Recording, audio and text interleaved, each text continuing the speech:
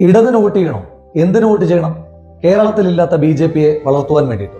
ചിഹ്നം നിലനിർത്താനും ദേശീയ പാർട്ടി പദവി പോകാതിരിക്കുവാനും വേണ്ടി മാത്രം മത്സരിക്കുന്ന ഇടതിന് ഇന്ത്യ നിലനിർത്തുവാൻ വേണ്ടി എന്ത് ചെയ്യുവാൻ കഴിയും?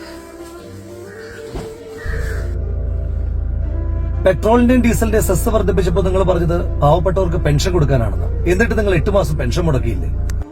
8 മാസക്കാലമായി നിങ്ങൾ മുടക്കിയ പെൻഷന്റെ പേരിലല്ലേ ജോസഫ് അടക്കമുള്ള നിരവധി മനുഷ്യന്മാർ ആത്മഹത്യ ചെയ്ത മണ്ണായി കേരളം മാറിയത്? രജിസ്ട്രേഷൻ ചാർജ് വർദ്ധിപ്പിച്ചു, സ്റ്റാമ്പ് ഡ്യൂട്ടി വർദ്ധിപ്പിച്ചു, വീട്ടുകരം വർദ്ധിപ്പിച്ചു, ഭവന നിർമ്മാണകരം വർദ്ധിപ്പിച്ചു.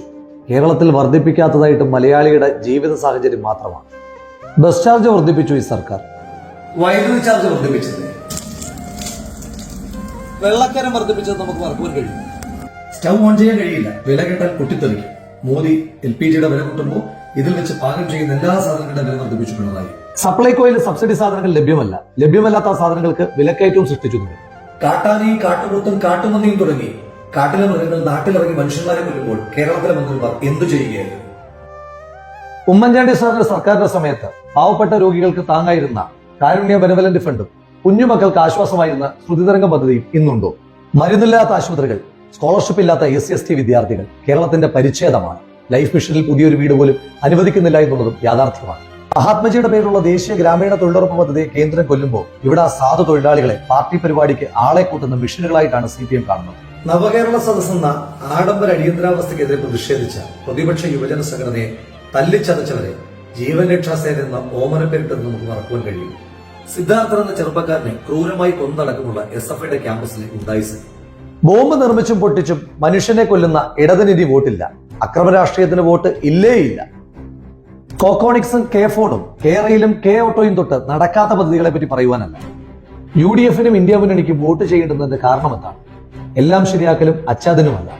50 രൂപയ്ക്ക് 1 ലിറ്റർ പെട്രോളും 15 ലക്ഷം രൂപ ഓരോ ഭാരതീയന്റെ അക്കൗണ്ടിലും 2 കോടി പ്രതിവർഷ തൊഴിലവസരങ്ങൾ സൃഷ്ടിക്കുന്ന വ്യാജ വാഗ്ദാനമല്ല. കോൺഗ്രസ് വോട്ട് ചോദിക്കുന്നത് ന്യായിക്ക് വേണ്ടിയാണ്. യുവാക്കൾക്ക് നീതി, 30 ലക്ഷം സർക്കാർ ജോലികൾ. ഡിഗ്രി ഡിപ്ലോമക്കാർക്ക് അപ്രന്റീഷിപ്പ് നിയമപ്രകാരം 1 ലക്ഷം രൂപയുടെ സ്റ്റൈപ്പൻഡ്. സ്ത്രീകൾക്ക് നീതി, സ്ത്രീകൾക്ക് പ്രതിപക്ഷം 1 ലക്ഷം രൂപ കൈമാറ്റം. സർക്കാർ ജോലികളിൽ സ്ത്രീകൾക്ക് 50% സംവരണം. പങ്കാളിത്തത്തിന്റെ നീതി, സാമൂഹിക സാമ്പത്തിക ജാതി സെൻസസ്, 1 വർഷത്തിനുള്ളിൽ എല്ലാ FRA ക്ലെയിമുകളുടെയും തീർപ്പാക്കൽ.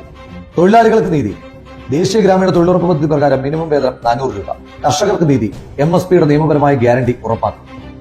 മതത്തെ പൗരത്വത്തിന്റെ മാനദണ്ഡമാക്കിയ മോദിയും പൗരത്വ ഭേദഗതി നിയമത്തിനെതിരായി സമരം ചെയ്തവരെ ജയിലിലടച്ച പിണറായിയുമല്ല ഞങ്ങളുടെ നേതാവ്. ആ പൗരത്വ ഭേദഗതി നിയമത്തെ കടലിൽ വലിച്ചെറിയുമെന്ന് പറഞ്ഞ രാഹുൽ ഗാന്ധിയാണ് ഞങ്ങളുടെ നേതാവ്. മോദിക്കും പിണറായിക്കും ശത്രു രാഹുൽ തന്നെയാണ്. ഏത് രാഹുൽ? ഉനാവിലെ കത്വയില് കർഷകൻ കൊല ചെയ്യപ്പെട്ട മണ്ണിൽ, മതത്തിന്റെ ജാതിയുടെ പേരിൽ പെൺകുട്ടികൾ പിച്ചു ചിന്തപ്പെട്ട മണ്ണിൽ അവർക്ക് സമാശ്വാസമായി ഓടിയെത്തിയ മനുഷ്യൻ. മതത്തിന്റെ പേരിൽ മനുഷ്യനെ വിഭജിക്കുവാൻ ശ്രമിക്കുമ്പോൾ ഭാരത് ജോഡോയുടെ പേരിൽ ഈ രാജ്യത്തെ ഒന്നിപ്പിച്ച മനുഷ്യൻ. ആ മനുഷ്യൻ ഇവർക്ക് ശത്രുവാകുമ്പോൾ രാജ്യത്തിന്റെ ഏറ്റവും അടുത്ത മിത്രമാകുന്നു. വർഗീയത നിലനിർത്തുവാനല്ല, ചിഹ്നവും നിലനിർത്താനല്ല, ഇന്ത്യ നിലനിർത്തുവാൻ നമുക്ക് ജയിക്കണം. ഒന്നും മറക്കില്ല മലയാളി.